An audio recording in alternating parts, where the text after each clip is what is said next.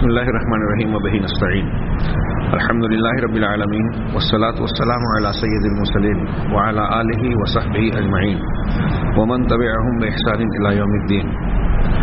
اعوذ باللہ من الشیطان الرجیم. بسم اللہ الرحمن الرحیم. اللہ لا الہ الا هو الحی القیوم لا تأخذه سنة ولا نوم له ما فی السماوات وما فی الارض من ذا الذی یشفع عنده الا بإذنه يعلم ما بين أيديهم وما خلفهم ولا يحيطون بشيء من علمه إلا بما شاء وسع كرسيه السماوات والأرض ولا يؤوده حفظهما وهو العلي العظيم. سامعین اکرام، ہم لوگ آیت الکرسی قرآن کی سب سے عظیم آیت کی تفسیر قدر تفصیل سے پڑھتے ہوئے اس کے آخری جملے تک پہنچ چکے ہیں، جس میں اللہ تبارک و تعالیٰ نے اپنے اسماء حسنہ میں سے دو عظیم الشان ناموں کو ذکر کیا ہے. یہ آیت الکرسی کے مضمون کا گویا اختتام بھی ہو رہا ہے، اور اللہ لا الہ الا ہو، اللہ کے سوا کوئی عبادت کے لائق حقیقت میں ہے ہی نہیں، اس کی زبردست اور شاندار دلیل اپنے نقطۂ عروج کو پہنچی. آئیے آج ہم العلی اللہ تبارک و تعالیٰ کے اسم کریم پر گفتگو کریں گے، اور شاید یہ گفتگو چونکہ کئی گوشوں پر، جیسا کہ میں نے پچھلے درس میں ذکر کیا تھا، کئی گوشوں پر مشتمل ہے اور اس بات کی متقاضی ہے ہمارے حالات، ہمارے ایمان کے تقاضوں اور ارد گرد پھیلی ہوئی گمراہیوں کی بنیاد پر کہ ہم اس پر قدر تفصیل سے گفتگو کریں. العلی اللہ تبارک و تعالیٰ العلی ہے، یعنی وہ بہت بلند ہے. علا یعلو علوا ارتفع وعلا وهو عال علی الشیء. اللہ تبارک و تعالیٰ کے لیے یہ لفظ استعمال ہوا علا یعلو سے. اس کا معنی ہوتا ہے بلند ہونا، اونچا ہونا، بلندی کی طرف چڑھنا. اگر کسی کے بارے میں کہتے ہیں عالٍ علی الشیء، کسی چیز کے اوپر کوئی چیز اگر ہے، اس کے اوپر بلند ہوئی، اس کے اوپر اور اس سے اونچی ہوئی. اللہ تبارک و تعالیٰ کو علی یا العلی کہتے ہیں، تو اس کا مطلب یہ کہ اللہ تبارک و تعالیٰ اپنی تمام مخلوقات کے اوپر ہے. کیسے اوپر ہے؟ اس تفسیر اور سلف کی وضاحتوں کی روشنی میں ملاحظہ فرمائیں. شیخ سعدی کہتے ہیں کہ اپنی ذات کے ساتھ اللہ عرش کے اوپر مستوی ہے. مستوی یعنی قائم ہے، بلند ہے. تو اللہ اپنی ذات کے ساتھ اوپر ہے، اس کی ذات اونچائی پر ہے، ساری مخلوقات کے اوپر ہے، اس کے اوپر کوئی چیز نہیں، یعنی اس کی ذات پاک سب سے اوپر ہے. وہ بلند ہے. العلی اس معنی میں بھی ہے کہ مخلوقات پر اپنا پورا کا پورا غلبہ اور تسلط رکھتا ہے. ایک بلندی یہ کہ اللہ بذات تمام مخلوقات کے اوپر ہے. دوسرا غلبہ یہ، دوسری بلندی یا علو یہ کہ اللہ تبارک و تعالیٰ کا غلبہ اور تسلط پوری کائنات پر قائم ہے، یعنی ہر چیز پر اس کا حکم نافذ ہوتا ہے، ہر ایک پر ہر چیز کائنات کی اس کے تابع اور اس کے ماتحت ہے. اسی طریقے سے تیسری ایک بلندی کی شکل یہ ہوتی ہے کہ اللہ تبارک و تعالیٰ بلند ہے قدر و منزلت میں بھی، یعنی مقام اور مرتبہ میں بھی. ظاہر سی بات ہے کہ اللہ تبارک و تعالیٰ کے لیے اسماء حسنہ ہے، تمام خوبیاں ہیں، تمام کمالات ہیں، مطلق اور تام طور پر، مکمل طور پر. لہذا جیسی قدر و منزلت اور مقام و مرتبہ اللہ کا ہے، کسی اور کا ہو بھی نہیں سکتا، اس لیے کہ اس کی صفات اور خوبیاں کامل ہیں. یعنی العلی میں ذات کی بلندی، اللہ کی ذات کا بلند ہونا، قہر و غلبے کی برتری یعنی قوت کا اور تسلط کا سارے چیزوں پر قائم ہونا، اور شرف و مقام کی بالا تری، مقام و مرتبے میں سب سے اونچا ہونا، یہ تینوں قسم کی بلندیاں شامل ہے. علامہ سعدی نے یہ العلی کی تفسیر کرتے ہوئے ارشاد فرمایا، اور اس کے بعد العظیم کی تفسیر کر کے دونوں کو ملا کر نتیجے کی بات کی. ہم اسے فی الحال چھوڑتے ہیں اور شیخ عبدالرزاق کی تفسیر کی طرف آتے ہیں، جو انہوں نے برہان توحید کے طور پر العلی کو بیان فرمایا. کہ 11ویں دلیل آیت الکرسی میں جو توحید کی دی گئی وہ یہ کہ اس کی ذات بہت بلند، اور 12ویں دلیل یہ ہے کہ وہ نہایت عظمت والی ہے، العظیم۔ اللہ تعالیٰ کے تمام مخلوقات پر بلند و برتر ہونے اور اس کی عظمت کاملہ کے ذکر کے ساتھ یہ براہین توحید میں سے 2 برہان ہیں، 2 بہت بڑی دلیلیں ہیں اللہ کی توحید پر، اور اس بات کی بین دلیل کہ اللہ سبحانہ تعالیٰ کے علاوہ کوئی بھی عبادت کا مستحق نہیں ہے۔ اللہ کے فرمان وَهُوَ الْعَلِي، العلی میں ال جو ہے الف لام، اس کے بارے میں شیخ کہہ رہے ہیں کہ یہ ال یعنی الف لام جو ہے وہ استغراق کے لیے ہے۔ استغراق کا معنی گھیرنے کو ہوتا ہے، جس چیز پر داخل ہوا، جیسے ہم نے پڑھا تھا کہ الحمد میں الاستغراق یا جنس کے لیے ہے، تو وہاں معنی کیا ہوا کہ حمد کی جتنی بھی قسم ہے ان سب وہ ساری چیزیں اس میں گھری ہوئی معنی میں شامل ہے۔ تو اب یہاں جب کہا العلی تو علو بلند ہونے کی جتنی قسمیں اور جتنی شکلیں ہیں وہ اس میں گھری ہوئی ہے، سارے کے سارا معنی اس لفظ کے اندر سمٹا ہوا ہے۔ چنانچہ یہ العلی یعنی علو و بلندی کے تمام معانی کو شامل ہے۔ ذات کا علو یعنی اللہ کی ذات سب سے اوپر ہے، قہر کا علو یعنی اللہ تعالیٰ تمام مخلوقات و موجودات پر تسلط و اختیار رکھتا ہے، سب پر اس کا حکم نافذ ہوتا ہے، اور قدر و منزلت کا علو یعنی اللہ تعالیٰ کا مرتبہ اور قدر و منزلت سب سے بلند اور بالا ہے، اس لیے کہ اس کی تمام خوبیوں کا وہ مالک ہے۔ اللہ کے لیے علو اور بلندی کی تمام شکلیں ہیں، وہ شان و مرتبہ میں برتر ہونے کے ساتھ ساتھ ذات کے اعتبار سے بھی سب سے اعلیٰ اور سب سے اوپر ہے، اور قہر و تسلط میں بھی سب سے بالا تر اور سب سے بلند ہے۔ چنانچہ اللہ سبحانہ و تعالی نے اپنی ذات کے ساتھ العلی اللہ سبحانہ و تعالی اپنی ذات کے ساتھ العلی ہے، یعنی تمام مخلوقات کے اوپر ہے، ذات کے ساتھ یعنی اس کی ذات سب سے اوپر ہے، یعنی جگہ اور مقام میں ذات باری تعالی تمام موجودات سے بلند اور فوقیت کا حامل ہے۔ اللہ تعالیٰ کے ارشاد کے مطابق الرحمن علی العرش استوى، رحمان عرش پر مستوی یعنی قائم ہے۔ قائم استوا یستوی کا معنی ہوتا ہے ارتفع، اعلیٰ، صعیدہ، استقرہ، یہ لغت کے اعتبار سے بھی معنی ہوتے ہیں، اور سلف نے اسی معنی پر استوا کا معنی پر اتفاق کیا ہے، بلند ہونا، قائم ہونا، استقرار والا ہونا۔ تو اللہ تبارک و تعالی رحمان عرش پر مستوی ہے، عرش تمام مخلوقات کے اوپر ہے، اور عرش کے اوپر اللہ تبارک و تعالی کی ذات کریمہ ہے، جیسا کہ بہت ساری نصوص یہ بات بیان کرتی ہیں، آگے اس کی کچھ تفصیل آ رہی ہے۔ آگے شیخ عبدالرزاق کہتے ہیں کہ اللہ اپنے غلبے کے ساتھ بھی العلی ہے۔ پہلے ابھی ذات کی بات کی کہ اللہ بذات سب سے اوپر ہے، غلبے اور قہر کے اعتبار سے، تسلط کے اعتبار سے، سب پر قابو اور کنٹرول رکھنے کے اعتبار سے یہاں غلبے کا معنی ہو رہا ہے کہ اللہ اپنے غلبے کے ساتھ بھی العلی یعنی سب سے بلند ہے، سب کے اوپر ہے، اس کے حکم اور اسی کا حکم اور اسی کی مشیت نافذ ہوتی ہے بمصداق فرمان الہی۔ اللہ تبارک و تعالیٰ کے اس فرمان کے مطابق وَهُوَ الْقَاهِرُ فَوْقَ عِبَادِهِ، وہی اللہ اپنے بندوں کے اوپر غالب و برتر ہے، اسی کا حکم نافذ ہوتا ہے۔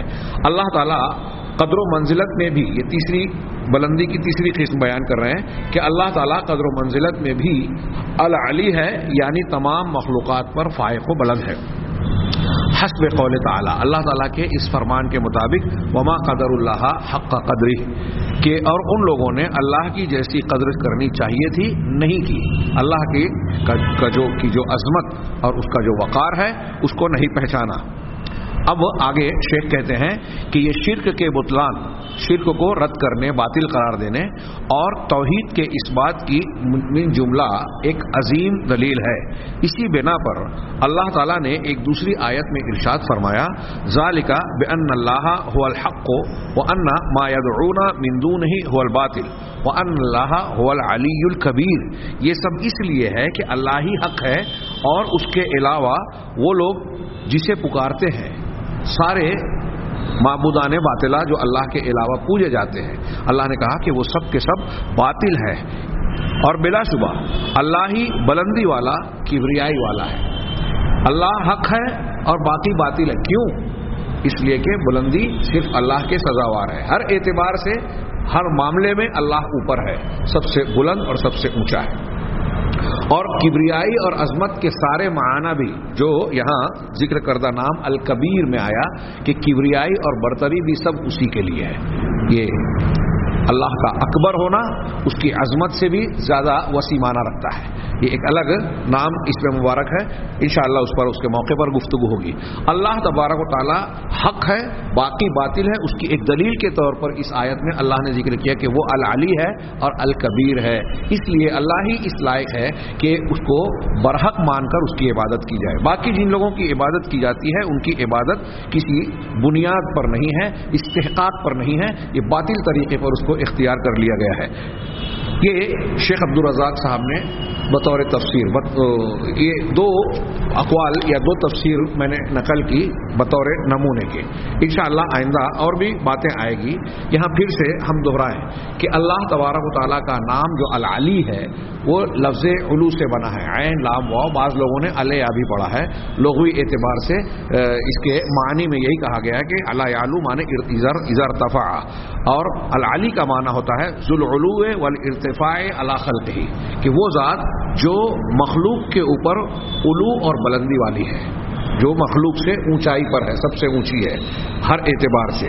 اب یہ میں نے لغت کا مختصر سا معنی بیان کیا، اس کے بعد اصطلاحی طور پر ہم تھوڑی سی العلو اللہ کی جو صفت ہے، العلی نام میں جو صفت موجود ہے، اس صفت اور اس نام سے متعلق عقیدے کے نقطۂ نظر سے عقیدے سے متعلق کچھ مسائل پر روشنی جو ہے ہم نگاہ ڈالیں گے۔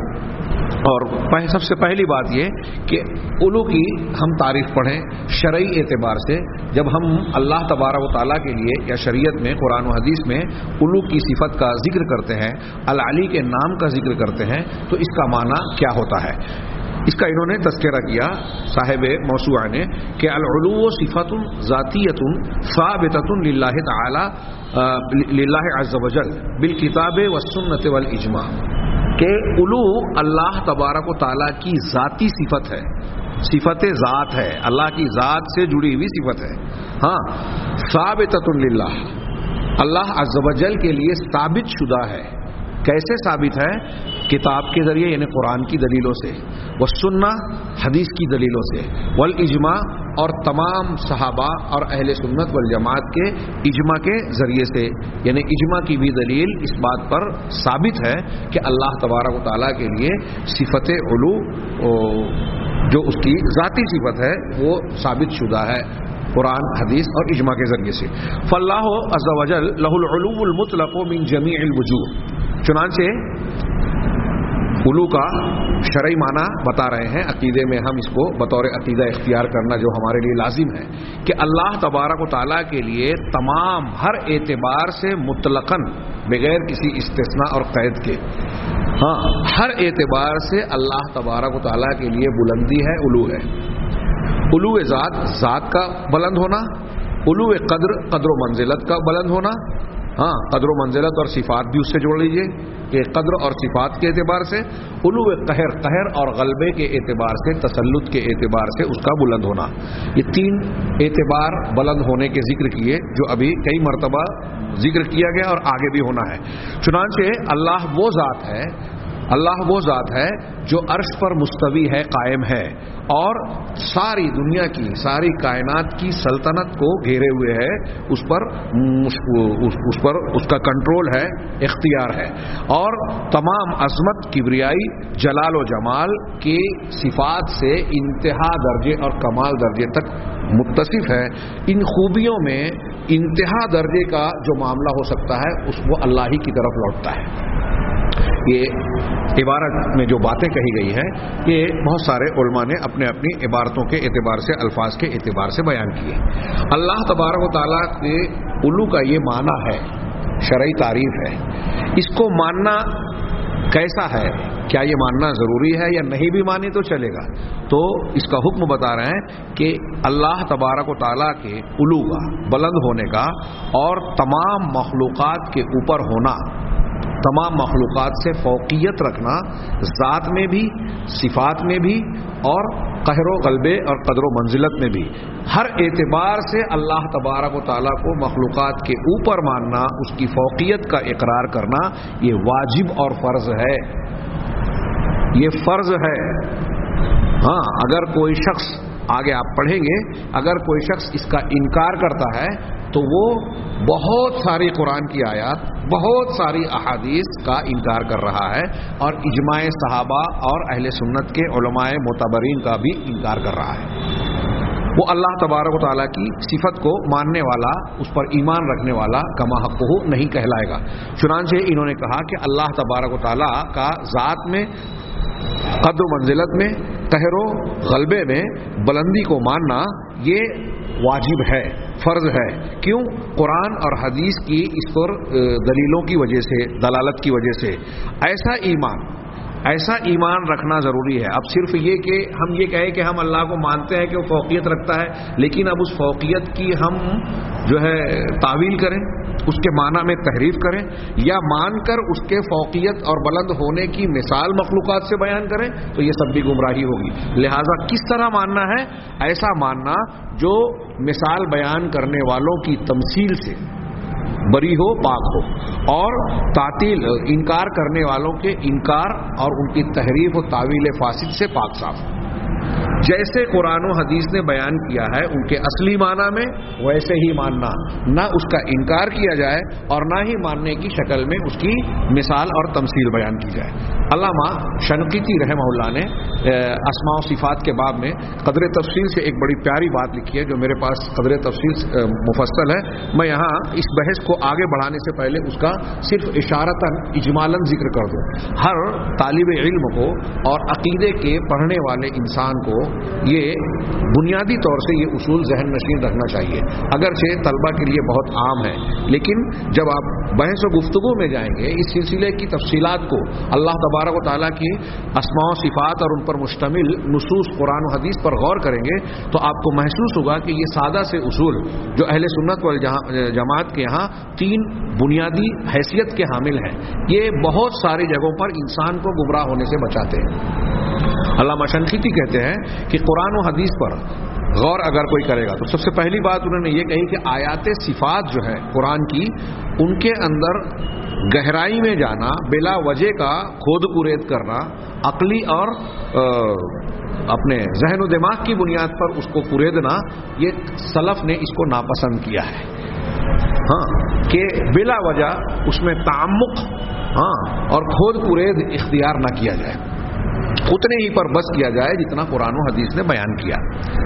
فلسفہ اور منطق یا عقلانیت جو کسی دور کی سائنس تھی، آج کے دور کی سائنس کی بنیاد پر ہم غیبیات کو ناپنے کی کوشش کریں گے، اپنے ذہن و دماغ کے پیمانے پر، ترازو پر اس کو رکھنے کے، اس کا وزن کرنے کی کوشش کریں گے، تو بقول علامہ ابن خلدون رحمہ اللہ ایسا معاملہ یہ کہلائے گا جیسے کوئی شخص پہاڑ کو سونا تولنے کے ترازو پر پہاڑ کو تولنے کی کوشش کرے۔ جس ترازو پر تولا ماشا دیکھا جاتا ہے، اس پر کیا آپ پہاڑ رکھ کے دیکھ سکتے ہیں؟ بلکہ وہ ترازو بذات خود اس پہاڑ کے کسی گوشے میں گم ہو جائے گا۔ تو ہماری عقل اور شعور، ہمارا دائرہ علم اور فہم ایک سونے کے ترازو کے جیسا چھوٹا سا ہے، اور اللہ تبارک و تعالیٰ کی ذات، اس کی صفات اور اس کے متعلقہ غیبیات یہ پہاڑ سے بھی بڑی ہے۔ ظاہر سی بات ہے کہ ہمارے اس چھوٹے سے ترازو میں، عقلی پیمانے پر، وہ پہاڑ کو ہم تول نہیں سکتے۔ اس کے لیے ہمیں رجوع کرنا پڑے گا اللہ تبارک و تعالیٰ کی وحی کی طرف۔ غیبیات کا معاملہ یہی ہوتا ہے کہ جہاں انسان کا شعور، اس کی عقل جواب دے دیتی ہے، جن چیزوں کو ہماری عقل، ہمارے تجربات، مشاہدات معلوم نہیں کر سکتے، وہاں غیبیات کی وہ باتیں اللہ تبارک و تعالیٰ کی وحی بتاتی ہے، اس کے پیغمبر اور اس کی کتاب کے ذریعے سے۔ تو غیبیات کو جاننے کا بنیادی طور سے یہی 2 پیمانہ اور اصول اور راستہ ہے، اللہ کی کتاب اور اس کے رسول صلی اللہ علیہ وسلم کا فرمان۔ شیخ شنقیطی رحمہ اللہ نے کہا، اور دوسرے علماء بھی یہ بات بیان کرتے ہیں، عقیدے کے علماء، مفسرین، اہل سنت والجماعت کے تمام لوگ متفق ہیں اس بات پر۔ اور شیخ ابو مظفر السمعانی کا ایک قول یہاں مجھے اور یاد آ گیا جو اس بحث سے متعلق ہے، کہ اہل سنت والجماعت کے حق ہونے کی ایک بہت بڑی دلیل ہے اسے اچھی طرح دماغ میں بسا کے رکھنا چاہیے.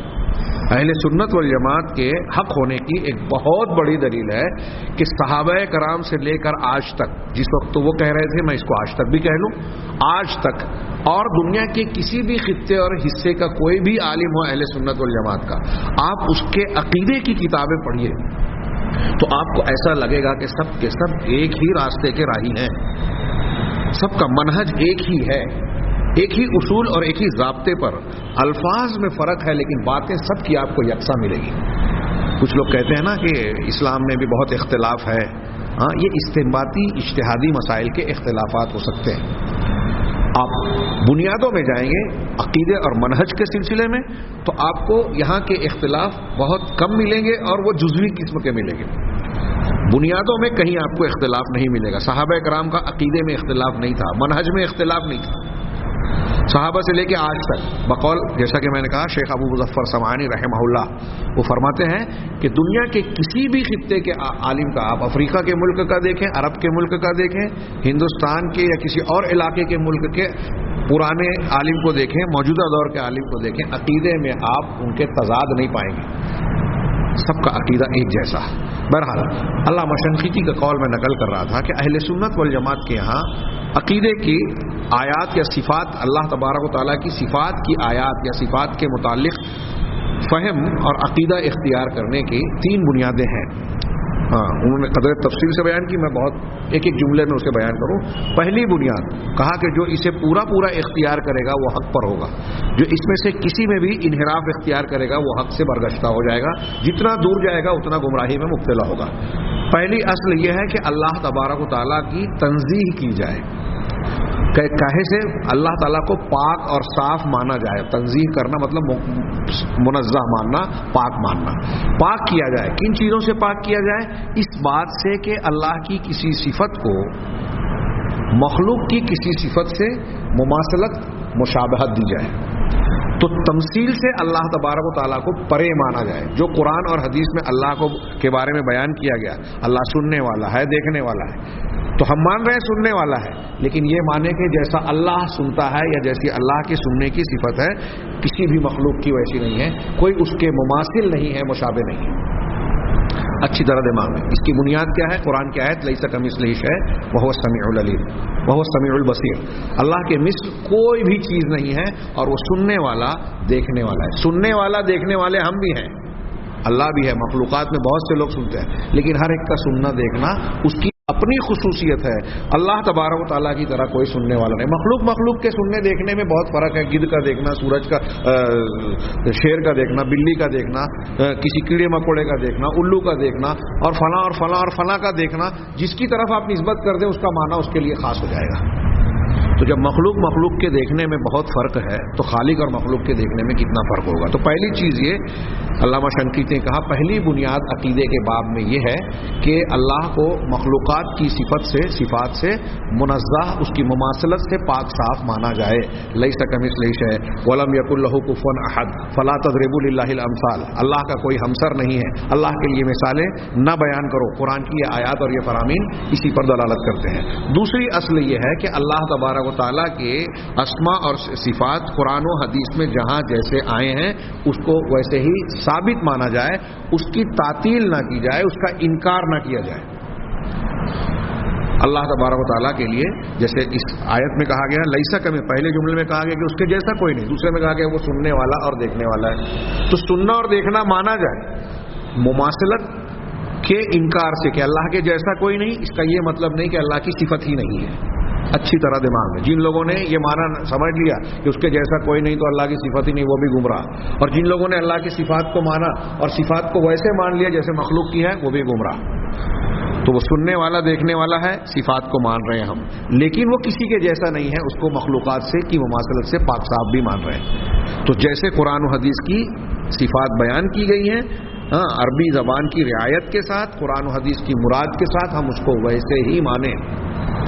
قرآن و حدیث کی بہت سی دلیلیں اس میں ہے، کیونکہ اللہ تبارک و تعالیٰ اپنی ذات کے بارے میں سب سے زیادہ جاننے والا ہے. کوئی بھی ذات اللہ کی ذات کے بارے میں، کوئی بھی مخلوق اللہ کی ذات کے بارے میں اللہ سے زیادہ نہیں جان سکتی. انتم اعلم ام اللہ، ہاں ولا یحیطون بہ علما، قرآن کی بہت سی دلیلیں ہیں. اللہ کے بارے میں اللہ خود زیادہ جانتا ہے یا تم؟ تو اللہ اپنی ذات کے بارے میں ظاہر سی بات ہے کہ دوسرے کے مقابلے میں سب سے زیادہ اور بلکہ کامل علم رکھتا ہے. اور اللہ کے بعد اللہ کے بتانے کی وجہ سے اللہ کے پیغمبر اللہ کے بارے میں سب سے زیادہ علم رکھتے ہیں. سبحان ربک رب العزت عما یصفون، قرآن میں اللہ نے کہا کہ جو اللہ کے بارے میں یہ مشرکین کافرین اور دنیا کے لوگ بیان کرتے ہیں اللہ اس سے پاک ہے. یعنی لوگوں کے بیان جو اللہ کے بارے میں ہے اللہ نے اس سے رد کر دیا کہ یہ صحیح نہیں ہے. ہاں وسلام علی المرسلین، اور رسولوں پر سلامتی ہے، ان پر رحمت ہے، مطلب رسولوں کی باتیں قابل اعتبار ہے. والحمدللہ رب العالمین، اور تمام تعریف اللہ کے لیے ہے جو تمام جہانوں کا پروردگار ہے. مطلب اللہ تعالیٰ کے اندر صفات ہیں، خوبیاں ہیں، تبھی تو اس کے لیے ساری تعریفیں ہیں. تو اس آیت میں اللہ نے بتایا کہ لوگوں کا بیان اللہ کے بارے میں قابل قبول نہیں ہے، پیغمبروں کا بیان قابل قبول ہے. کیوں؟ اس لیے کہ اللہ کے بعد اللہ تعالیٰ کے تعلیم کی وجہ سے رسول اور پیغمبر اللہ کے بارے میں سب سے زیادہ جانتے ہیں.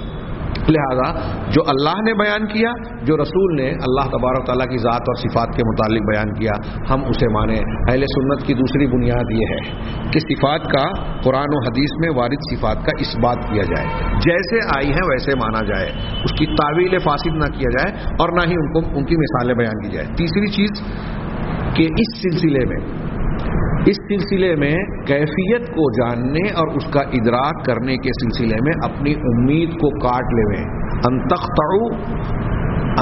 تقطعوا اطماعکم عن ادراک الکیفیہ من صفات اللہ تعالی، او کما قال الشیخ الشنقیطی، علامہ شنقیطی نے کہا کہ اللہ کی صفات کی کیفیت کو آپ اور ہم جان سکیں گے، ادراک کر سکیں گے، اس امید کو کاٹ لیا جائے.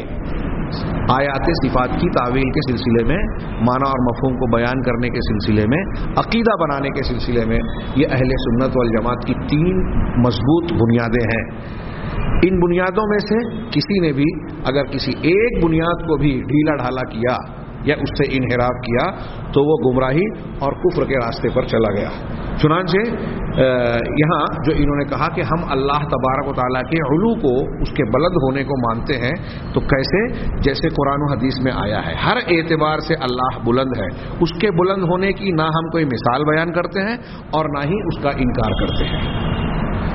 اب اس بلندی کی، اللہ کے بلند ہونے کی حقیقت کیا ہے، اس کے معنی اور مفہوم کا حاصل کیا ہے، اختصار کے ساتھ انہوں نے بیان کیا کہ اللہ تبارک و تعالیٰ نے اپنی ذات کے ساتھ اپنی کتاب میں جو علو کی صفت بیان کی ہے اور یہ بیان کیا ہے کہ وہ اللہ تبارک و تعالیٰ بلند و بالا ہے، متعال ہے.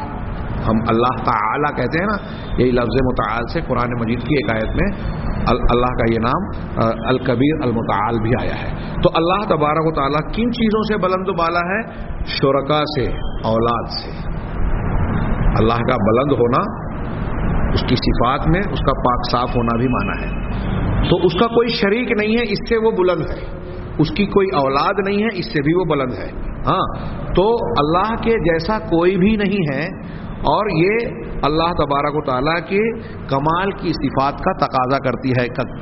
یہ معنی اور یہ چیز اس بات کی متقاضی ہے کہ اللہ تبارک و تعالیٰ کے لیے تمام خوبیاں کامل درجے میں ہوں، اور ایسی اللہ کے سوا کوئی اور ذات اور کوئی اور ہستی موجود نہیں ہے. اور اللہ کے علاوہ ان صفات کمال میں کوئی بھی موجود، کوئی بھی وجود اور مخلوق اللہ تبارک و تعالیٰ کے متماثل نہیں ہے، بلکہ اللہ تبارک و تعالیٰ اس بات سے بھی بلند و بالا ہے، اس بات سے بھی اوپر اور اونچا ہے کہ اللہ تبارک و تعالیٰ کے مماثل اور اس کے مثل کوئی دوسرا ہو. چنانچہ اللہ تبارک و تعالیٰ ساری مخلوقات پر بلندی کا حامل ہے اور ہر ایک پر قہر و غلبہ رکھتا ہے، ہر ایک پر اس کا پورا تسلط اور پوری قدرت ہے. اللہ کی مشیت ہی سب پر نافذ ہوتی ہے اور وہ اپنے عرش کے اوپر اپنی ذات کے ساتھ رہتے ہوئے تمام مخلوقات پر پورا کنٹرول اور قابو رکھتا ہے. یہ اللہ تبارک و تعالیٰ کے علو کی حقیقت اور اس کے معنی اور مفہوم کی تھوڑی سی وضاحت ہو رہی ہے. چنانچہ علو کے جتنے بھی معانی ہیں وہ سب کے سب ہر اعتبار سے اللہ کے لیے ثابت ہیں. پہلا معنی ذات کا بلند ہونا، چنانچہ اللہ تبارک و تعالیٰ تمام مخلوقات کے اوپر ہے اور عرش پر مستوی اور قائم ہے، یعنی وہ عرش کے اوپر چڑھ گیا، اس کے اوپر بلند ہے، اور اس کے لیے قدر و منزلت کا بھی علو ہے۔ وہ ہوا یہ قدر و منزلت کے علو کا مطلب کیا ہے، اس کی وضاحت کر رہے ہیں کہ اللہ کی صفات اور اس کی عظمت کا بلند ہونا، سب سے اونچا اور اوپر ہونا۔ چنانچہ مخلوق میں سے کسی کی بھی ایسی شان نہیں ہے جو اللہ کی کسی صفت میں، کسی ایک صفت میں بھی اللہ کی ذات کے مماثل اور موافق ہو، بلکہ مخلوقات میں سے جتنے بھی مخلوق ہیں وہ سب کے ان میں سے کوئی بھی ایسا نہیں ہے جو اللہ تبارک و تعالیٰ کی کسی ایک صفت کے بعض معانی کا بھی گھراؤ کر لے۔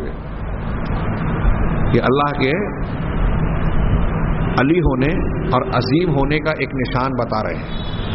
تمام اللہ کی تمام صفات تو درکنار، اللہ تبارک و تعالیٰ کی صفات میں سے کوئی ایک صفت اور ایک نام کا جو معنی اور مطلب ہوتا ہے، جو ساری مخلوق میں سے کوئی ایسا نہیں ہے، ساری مخلوقات ایسے نہیں ہیں کہ اس کے معنی کا کچھ حصے کا احاطہ اور گھراؤ کر لیں، پورے معنی کو سمجھ لینا اور اس کا گھراؤ کر لینا، یہ تو انسان کے لیے یا کسی بھی مخلوق کے لیے بہت دور کی بات ہے۔ اس کے بعض معنی کا بھی پورے طریقے سے ادراک نہیں کر پاتے، جو کچھ جانتے ہیں وہ بہت کم پرسنٹیج ہے اس کے اصل معنی کا۔ اسی طریقے سے اللہ تبارک و تعالیٰ کے لیے علو قہر ہے، علو قہر غلبے اور تسلط کی برتری، غلبے اور تسلط میں سب کے اوپر ہونا، اس لیے کہ اللہ تبارک و تعالیٰ واحد قہار ہے،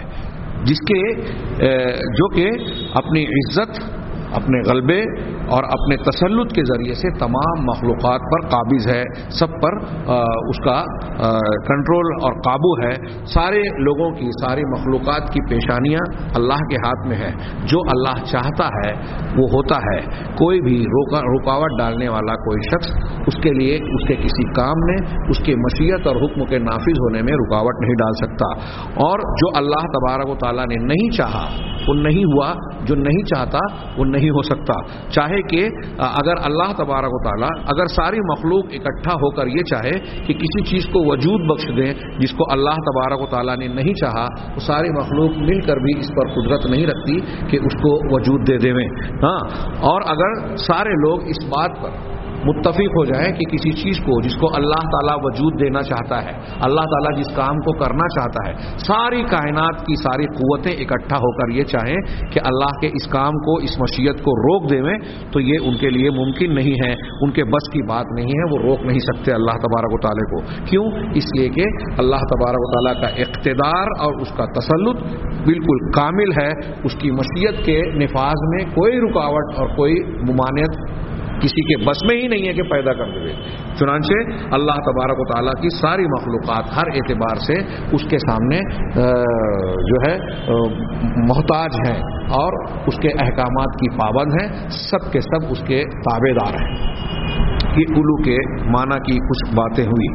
اب اللہ تبارک و تعالیٰ کے لیے ہم نے علو کی یہ اقسام اور چیزیں جو پڑھی، اس کی کیا دلیلیں ہیں، یہاں تھوڑا سا تذکرہ کر دوں کہ اس ضمن میں اہل سنت والجماعت کے طریقے سے جن لوگوں نے انحراف کیا، وہ اللہ تبارک و تعالیٰ کے یا تو بعض لوگ کلی طور پر علو کی صفت کا انکار یا تعویل کرتے ہیں، تحریف کرتے ہیں، بعض لوگ علو کو مانتے ہیں تو اس میں کچھ تعویل فاسد سے کام لیتے ہیں، اور خاص طور سے جو اللہ تعالیٰ کا علو یا بلند ہونا محل نزاع ہے، اختلاف اور جھگڑے کا مرکز ہے اہل سنت اور اہل بدعت کے درمیان، گمراہ فرقوں کے درمیان، وہ علو ذات ہے۔ اللہ تبارک و تعالیٰ اپنی ذات کے اعتبار سے اوپر ہے یا نہیں، اس بات پر اہل بدعت کے یہاں بڑے کلام، فلسفہ اور منطق کے ماننے والوں نے اس پر بڑے گھماؤ پھراؤ ایچ پیچ سے گفتگو کی ہے، اور اس میں بعض عقلی دلیلیں اس طرح دینے کی کوشش کی ہے کہ اگر ایک عام سادہ مسلمان جو ان بحثوں سے، ان فلسفے اور منطق کی باتوں سے، ان کے انحرافات سے واقف نہیں ہے، اگر وہ سنے تو کئی مرتبہ وہ دھوکہ کھا جائے اور ان کی گمراہی کو اختیار کر لے۔ اور ہمارے یہاں بھی ایک طبقہ تصوف کے نام پر، عقلانیت کے نام پر اور ایسے بعض خود ساختہ اصولوں کی بنیاد پر جو اہل بدعت کے بناوٹی اصول ہیں ان کی بنیاد پر اللہ تبارک و تعالیٰ کی ذات کے تعلق سے وہ عقیدہ نہیں رکھتا جو قرآن کا، حدیث کا اور صحابہ اور تمام اہل سنت والجماعت کا اجماعی عقیدہ ہے۔ یہ بہت اہم بات میں بیان کر رہا ہوں، اور اس سے پہلے والے درس کے اخیر میں نے اشارتاً یہ ذکر کیا تھا کہ اللہ تعالیٰ کے اسماء و صفات کے باب میں اور عقیدے کے باب میں یہ ایسا موضوع ہے جو شاید چند موضوعات میں سے سب سے نمایاں حیثیت رکھتا ہے، جس پر اہل سنت اور اہل بدعت میں سب سے زیادہ بڑھ چڑھ کر بحث و نقاش اور مناظرات ہوئے۔ اس موضوع پر کتاب العلو علامہ ذہبی کی ایک مستقل کتاب ہے، اور دیگر علماء کی بھی کتابیں ہیں، آج کے دور تک لکھی گئی، اور اہل بدعت کی طرف سے بھی اس پر کتابیں لکھی گئیں۔ اس میں جہمیہ، معتزلہ، جن کا نام آج آپ بہت کم سنتے ہیں، ان کا جو عقیدہ تھا کہ اللہ کے علو کا بالکل لیا یا جزئی طور پر انکار اور تعویل کرتے تھے، آج ہمارے ہاں صوفیوں کے یہاں وہ عقیدہ پایا جاتا ہے۔ ہاں، وہ جہمیہ جو عبادت گزار لوگوں میں اہل تصوف کہلانے والے بعض جہمیہ آج جو پائے جاتے ہیں ان کے یہاں، اسی طرح اشعریت اور ماتریدیت کے ماننے والے ہمارے ارد گرد جو لوگ پائے جاتے ہیں حنفی مسلک سے وابستہ ہندوستان، پاکستان میں، آپ ان کے یہاں بھی یہ دیکھیں گے کہ اللہ تبارک و تعالیٰ کی ذات و صفات سے متعلق ان کے یہاں کافی انحراف پایا جاتا ہے، اور خاص طور سے یہ صفت اور یہ نام العلی جس کو ہم پڑھ رہے ہیں، اس کے سلسلے میں ان کے یہاں کھلا انحراف پایا جاتا ہے۔ اور بعض مرتبہ تو ابھی کچھ دنوں پہلا پاکستان کے ایک صاحب کا کہ ایک حنفی عالم جو عام طور سے اہل حدیثوں کو نشانہ بناتے رہتے ہیں، ان کی میں نے ایک کلپ سنی تھی، اس میں انہوں نے عجیب و غریب تعویل کی۔ ہم آگے جب ان کے اقوال کو پیش کریں گے تو ان کے اس تعویل کا بھی جائزہ لیں گے، جو وہ کہتے ہیں کہ اللہ تعالیٰ ہر جگہ ہے اپنی ذات کے ساتھ۔ اب کسی نے سوال کیا کہ بھائی گندے مقامات پر پیشاب پاخانے میں بھی ہے کیا؟ تو انہوں نے اس کی عجیب و غریب تعویل کر ڈالی اور کہا کہ جس طرح سے ایک حافظ قرآن ہوتا ہے، اس کے دل میں قرآن مجید ہوتا ہے، تو کیا وہ جب بیت الخلاء یا لیٹرین وغیرہ میں جاتا ہے تو کیا وہ دل سے نکال کے جاتا ہے؟ تو جس طرح اس کے دل میں قرآن ہے، ایسے ہی اللہ تبارک و تعالیٰ کی ذات ہے۔ یہ فلسفیانہ باتیں جو صراحتاً قرآن، حدیث اور سلف اور تمام اہل سنت والجماعت کے عقیدے کے بالکل خلاف بات ہے، اس کو انہوں نے عقیدے کے طور پر ثابت کرنے کی کوشش کی اور اس قسم کی بے بنیاد دلیلیں بیان کرنے کی کوشش کی۔ انشاءاللہ ہم ان کا بھی جائزہ لیں گے۔ فی الحال سر دست یہاں میں یہ تذکرہ کرنا چاہتا ہوں کہ یہ جس فوقیت کا اہل بدعت انکار کرتے ہیں یا جس پر سوالات اٹھاتے ہیں کہ اللہ تبارک و تعالیٰ اپنی ذات کے ساتھ پوری کائنات اور عرش کے اوپر ہے، ہم جو مانتے ہیں، اس کا وہ جو انکار کرتے ہیں ذات کے ساتھ، علو مکان، اللہ تعالیٰ مقام و مرتبے میں سب سے اونچا ہے، میں سمجھتا ہوں اس میں کسی کا اختلاف نہیں ہے۔ اللہ تبارک و تعالیٰ قہر اور غلبے کا علو اور بلندی رکھتا ہے، یعنی اسی کا حکم نافذ ہوتا ہے۔ اس میں عقیدے کے طور پر، زبانی طور پر تو سارے مسلمان متفق ہیں، لیکن جو لوگ شرک کرتے ہیں، جو اولیاء، صالحین، بزرگان دین، کوئی شیعہ جو ہے وہ ائمہ معصومین جن کو مانتے ہیں، وہ لوگ 12 امام، 6 امام، ان کے الگ الگ فرقوں کے الگ الگ تعداد ہے، اثنا عشری 12 امام کو مانتے ہیں، تو ان کے یہاں جو تصور ہے، یا بریلویوں کے یہاں کہ یہ ابدال اور قطب کائنات کے نظام میں کچھ تصرفات رکھتے ہیں، اللہ تعالیٰ نے ان کو اختیار دے دیا ہے، اس قسم کا جو لوگ عقیدہ رکھتے ہیں وہ اللہ تبارک و تعالیٰ کے علو قہر کو صحیح طور پر نہیں مانتے۔ اچھی طرح میری بات سمجھیں، ہم نے ابھی پڑھا کہ اللہ تعالیٰ کے العلی ہونے کے معنی میں یہ ہے کہ پوری کائنات کا سارا معاملہ، ساری ایک ایک چیز، ایک ایک ذرہ، چھوٹے سے لے کر بڑے سے بڑی چیز تک، وجود تک، سب اللہ کے حکم کے تابع ہے۔ اللہ تعالیٰ ایک فیصلہ کرتا ہے اور کوئی کام کرنا چاہتا ہے تو پوری کائنات کی طاقت مل کر اسے روک نہیں سکتی۔ اللہ تعالیٰ ایک کام نہیں کرنا چاہتا تو پوری کائنات کی طاقتیں مل کر اس کام کو کر نہیں سکتی۔ یہ ہمارے عقیدے کا حصہ ہے، اور یہ علو قہر کے معنی میں داخل ہے کہ اللہ تعالیٰ قہر و تسلط کا علو اور برتری رکھتا ہے، جو وہ چاہتا ہے وہی ہوگا، جو اس کا حکم ہے وہی نافذ ہوگا۔ یہ بات ہم مانتے ہیں، لیکن ایک مشرک یہ کہہ رہا ہے کہ اللہ تبارک و تعالیٰ کسی کو اولاد دینا نہیں چاہتا، لیکن ایک بابا کے پاس گیا، وہ خود سے یا اللہ تبارک و تعالیٰ سے ضد کر کے چاہے جیسے وہ عقیدہ رکھتا ہو وہ دلوا دے گا. مطلب یہ مان رہا ہے کہ اللہ دینا نہیں چاہتا تھا، یہ وسیلہ لگایا یا کسی بابا نے کہا یا کسی بابا نے چاہا جس کو اللہ تعالیٰ نے کچھ اختیارات دے دیا اس کے عقیدے کے مطابق، مشرکانہ عقیدے کے، تو اس نے دے دیا یا اس کو اولاد مل گئی. اللہ نہیں چاہتا تھا اولاد دینا اور یہ بابا نے چاہا یا ان کی مزار پہ گیا تو اس کو اولاد مل گئی، ایسا عقیدہ رکھ رہا ہے وہ. تو کیا وہ اللہ کے لیے علو قہر مان رہا ہے؟ اللہ تعالیٰ کو فعال لما یرید مان رہا ہے؟ نہیں مانتا. زبان سے وہ کہہ رہا ہے، کتاب میں چاہے لکھ رہا ہے، لیکن یہ جو عمل کر رہا ہے اس کی کوئی بھی تعویل کرے کہ میں بابا کے پاس اس لیے گیا، ان کو وسیلہ اور واسطہ مانتا ہوں، ان کو ایسا مانتا ہوں، ان کو اگر وہاں جانے سے آپ یہ مان رہے ہیں کہ آپ کو اولاد ملی جو پہلے نہیں مل رہی تھی، تو آپ یہ کہہ رہے ہیں کہ اللہ آپ کو اولاد نہیں دینا چاہتا تھا، ان کے ذریعے سے دی. تو اللہ جو چاہتا وہ کرنے والا کہاں ہوا آپ کے عقیدے میں؟ علو قہر والا، علو تسلط والا معاملہ آپ کا بگڑا ہوا ہے جو لوگ ایسا مانتے ہیں. اسی طریقے سے اگر اس طریقے سے آپ غور کریں تو بعض لوگ جو اپنے بزرگوں اور اپنے خود ساختہ معبودوں کو اللہ تبارک و تعالیٰ کی طرح یا اس سے بڑھ کر محبت کے لائق مانتے ہیں. ہم دیکھتے ہیں کئی لوگوں کو. حضرت ابن عباس رضی اللہ عنہ کہتے ہیں کہ یہ ان کا قرآن نے تذکرہ کیا ہے کہ یہ لوگوں ان کے سامنے اگر غیر اللہ کا ذکر کیا جاتا ہے تو ان کے دل لرز جاتے ہیں، اللہ کے ذکر پر ان کو فرق نہیں پڑتا. ہاں، ہم اس کو یوں بھی دیکھ سکتے ہیں آج کے لوگوں کے رویے میں کہ اللہ کے نام پہ دینا ہے تو اونچی چیزیں نہیں دیتے، لیکن بابا کے نام پہ دینا ہے تو بہتر سے بہتر چیزیں دیتے ہیں. ہمارے بعض علماء یہ سوال اٹھاتے رہتے ہیں لوگوں میں وعظ اور تقریر میں کہ آپ نے کبھی یہ نہیں دیکھا ہوگا کہ کسی مزار پر چڑھائی جانے والی چادر وہ پرانی ہو، اپنی استعمال کی ہوئی چادر کو وہاں چڑھایا ہو، کبھی دیکھا ہے آپ نے؟ لیکن اللہ کے نام پہ جو چادر یا کپڑے بانٹتے ہیں لوگ وہ زیادہ تر پرانے یا استعمال شدہ ہوتے ہیں. ہمارے یہاں یہ مزاج ہے.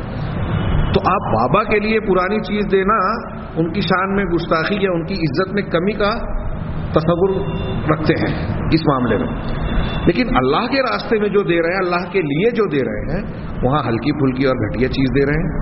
تو آپ کے دل میں علو مکان بھی صحیح نہیں ہے اگر اس قسم کا رویہ ہے. اللہ تعالیٰ کا مقام و مرتبہ آپ کے نزدیک، آپ کے ذہن و دماغ میں بابا اور غیر اللہ سے کمتر ہے، نعوذ باللہ. اسی طرح وہ لوگ یہ عقیدتاً نہیں مان رہے ہیں لیکن عملاً ایسا کر رہے ہیں، وہ لوگ جو اللہ تبارک و تعالیٰ کو اللہ تو مان رہے ہیں، رسول کو رسول تو مان رہے ہیں، لیکن دین اور شریعت کے معاملے میں کہتے ہیں کہ ہمارے باپ دادا نے جو کیا ہم تو وہ مانیں گے، ہمارے امام صاحب نے جو کہا ہم تو وہ مانیں گے. ہاں، اگر ایک شخص کو یہ بتایا جائے کہ اللہ کا یہ فرمان ہے اور فلاں امام جن کو آپ جن کی تقلید کر رہے ہیں ان کا یہ قول ہے جو اللہ یا رسول کی بات کے خلاف ہے، اب اگر وہ رد عمل میں یہ کہتا ہے کہ نہیں میں تو فلاں امام کا مقلد ہوں، اسی کو مانوں گا، میں فلاں پیر صاحب کے ہاتھ پر بیعت کیا ہوا ہوں، پیر صاحب نے جو مجھے بتایا ہے حال وہ میں اختیار کر رہا ہوں، اس کے برخلاف اگر قال ہے یعنی قرآن اور حدیث ہے، قرآن حدیث کہہ رہے ہیں اور میرے پیر صاحب حال بتا رہے ہیں، حالات اور عمل بتا رہے ہیں، تو ان کے یہاں یہ کہتے ہیں کہ قال چھوڑو حال پکڑو. تو میں قال نہیں مانتا، اللہ اور رسول کی بات کی بجائے پیر صاحب کی بات مانوں گا، امام صاحب کی بات مانوں گا. جو لوگ ایسا کہہ رہے ہیں وہ اللہ کے علو مکان کو بھی نہیں مان رہے ہیں. اب ان کے عقیدے کے اعتبار سے ان کے شرک کا درجہ ہو سکتا ہے کم اور زیادہ، اچھی طرح دماغ میں بٹھائے. لیکن جہاں تک بیان کی بات ہے، علو قہر اور علو مرتبہ، علو قدر و منزلت، تو لفظی اعتبار سے یا بیان کے اعتبار سے اہل سنت والجماعت کے یہاں اس کا اختلاف نہیں ہے کہ اللہ تعالیٰ کے لیے علو قدر و منزلت ہے اور اسی کے لیے علو قہر و تسلط، یعنی غلبے اور تسلط کا بھی علو ہے، بلندی ہے. جو بڑا اختلاف ہے واضح طور سے وہ یہ کہ اللہ تبارک و تعالیٰ کے لیے مکان یعنی جگہ کا علو، جگہ کے اعتبار سے اللہ کی ذات کا پوری کائنات اور مخلوق کے اوپر ہونا، بلند ہونا، یہ محل نظار زیادہ ہے. اہل سنت والجماعت کا جیسا کہ میں نے بیان کیا ابھی کئی مرتبہ، ہو سکتا ہے کہ بعض سننے والوں کو لگے کہ ایک بات کو کئی مرتبہ دہرایا جا رہا ہے، لیکن اس دہرانے کا مقصد ایک تو علماء کی الگ الگ عبارتیں ہیں، ہر عبارت میں کچھ الگ فائدے ہوتے ہیں. اس کی بنیاد پر اسے نقل کیا جاتا ہے. تو وہ چیز جو آپ کو دہرائی جانے والی لگ رہی ہے اس کے ساتھ کچھ اور باتیں جڑی ہوئی ہوتی ہیں جو زائد فائدے کے طور پر ذکر کرنا مقصود ہوتا ہے. اس لیے بعض باتوں کا اعادہ ہو جاتا ہے نہ چاہتے ہوئے بھی. تو اللہ تبارک و تعالیٰ کا ذات کے ساتھ پوری مخلوق کے اوپر ہونا، عرش کے اوپر مستوی ہونا، یہ قرآن، حدیث اور اجماع سے ثابت ہے. تمام اہل سنت والجماعت کا متفقہ عقیدہ ہے، تمام چاروں اماموں کا متفقہ عقیدہ ہے. ہاں، لیکن اس سلسلے میں اہل بدعت گمراہیوں کے شکار ہیں اور کچھ اس پر سوال اور اعتراض اٹھاتے ہیں. ہم پہلے ان دلیلوں کا جائزہ لیں گے جن میں قرآن اور حدیث کی جن دلیلوں کا اس کا سرسری اشارہ کروں گا، جن سے یہ ثابت ہوتا ہے کہ اللہ کی ذات سب کے اوپر ہے.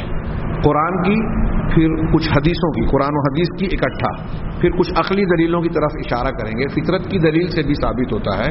ہاں، پھر بعض علماء سلف کے اقوال کا تذکرہ کریں گے، اور اخیر میں ہم ان مسالک کا جو اس سے منحرف ہیں ان کے کچھ اعتراضات اور اشکالات کا جس سے وہ لوگوں کو گمراہی میں مبتلا کرنے کی کوشش کرتے ہیں ان کا جائزہ لینے کی کوشش کریں گے.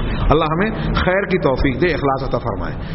جہاں تک دلائل کا تعلق ہے، علامہ ابن قیم رحمہ اللہ نے بیان کیا کہ اللہ تبارک و تعالیٰ اپنی ذات کے ساتھ پوری کائنات کے اوپر ہے. اس بات پر دلالت کرنے والی قرآن اور حدیث کی دلیلوں کو اگر ایک ایک کر کے علیحدگی سے گنا جائے تو 1000 سے زیادہ ہے. علامہ ابن قیم کہتے ہیں کہ قرآن اور حدیث کی 2 4 5 7 100 200 نہیں، 1000 سے زیادہ دلیلیں ہیں. ایک ایک دلیل کو اگر الگ کیا جائے گا جو اس بات کو ثابت کرتی ہیں کہ اللہ تبارک و تعالیٰ پوری کائنات کے اوپر بالذات بھی ہے. قہر، تسلط، صفات، خوبیوں میں، غلبے میں تو ہے ہی، ساتھ ساتھ ذات کے ساتھ سب کے اوپر ہے. علامہ ابن قیم کہتے ہیں کہ 1000 سے زیادہ ہے. اور ان کی اسی بات کو علامہ ابن ابی العز حنفی رحمہ اللہ نے شرح العقیدۃ الطحاویہ میں نقل کرنے کے بعد خود کہتے ہیں کہ تقریباً کم و بیش 1000 دلیلیں اس پر دلالت کرتی ہیں.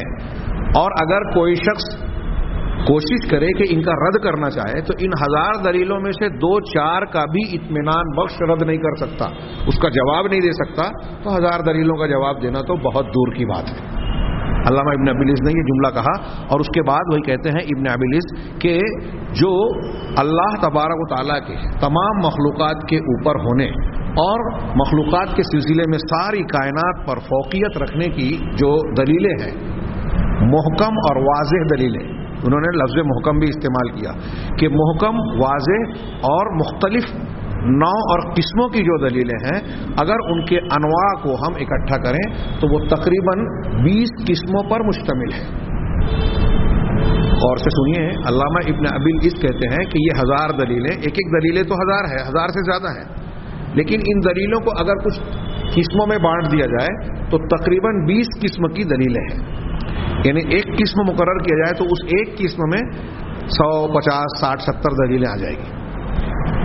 تو انہوں نے کہا کہ تقریباً 20 قسموں پر مشتمل ہے اور 18 کا ذکر انہوں نے کیا.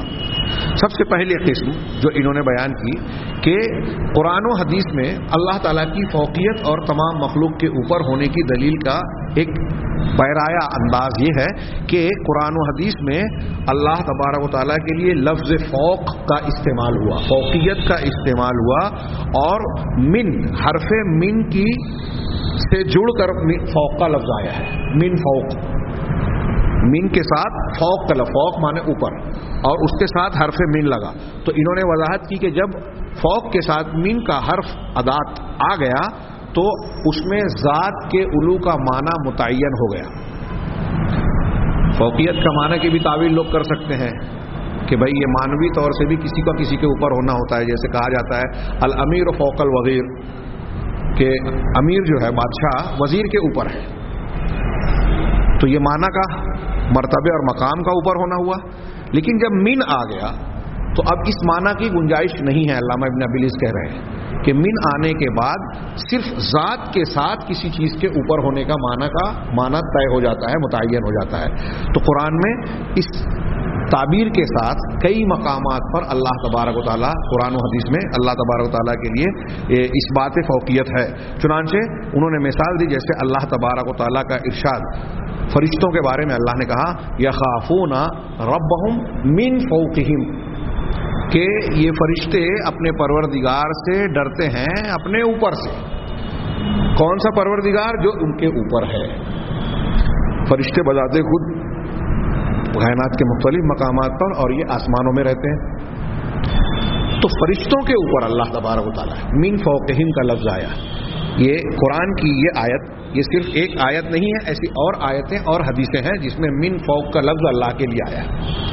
یہ دلیل کی ایک نو ہوئی اللہ کے اوپر ہونے کو ثابت کرنے والی. اس میں اگر عربی قاعدے سے بھی دیکھا جائے، لفظی اعتبار سے، لغوی قاعدے کے اعتبار سے، تو اس کے اعتبار سے بھی یہی ثابت ہوتا ہے کہ اللہ کی ذات کائنات میں ساری مخلوقات کے اوپر ہے. دوسری قسم دلیل کی جو ہے کہ یہ لفظ فوق بغیر من کے بھی آیا قرآن و حدیث میں کئی جگہ پر، جیسے وَهُوَ الْقَاهِرُ فَوْقَ عِبَادِهِ، کہ اللہ تبارک و تعالیٰ اپنے بندوں کے اوپر قہر اور تسلط رکھنے والا ہے.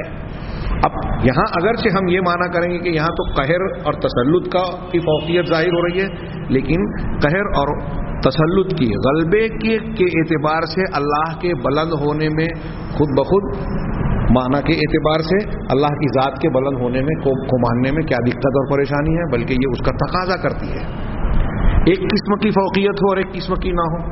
کیا اللہ کو ذات کے ساتھ اوپر ماننے میں اللہ کی تنقیص ہو رہی ہے؟ نہیں، یہ اللہ کی عزت ہے، اللہ کی بلندی اور اس کے مقام اور بلندی کا تقاضا یہ ہے کہ وہ ذات میں بھی سب کے اوپر ہو. چنانچہ بغیر من کے بھی فوق کا لفظ قرآن و حدیث میں مختلف مقامات پر آیا ہے. یہ دو قسم کی اللہ تبارک و تعالیٰ کے بلند ہونے کی دلیلیں ہیں. میں نے جیسا کہ عرض کیا کہ علامہ ابن ابی العز نے تقریباً 20 کہا ہے، اور یہاں میں نے اس کو نقل کیا ہے 18 قسمیں اختصار کے ساتھ. انشاءاللہ آئندہ درست میں ہم ان دلیلوں کی تفصیلات کو دیکھیں گے. اللہ تبارک و تعالیٰ ہمیں حق سمجھنے، اس پر قائم رہنے کی توفیق عطا فرمائے. وآخر دعوانا ان الحمد للہ رب العالمین.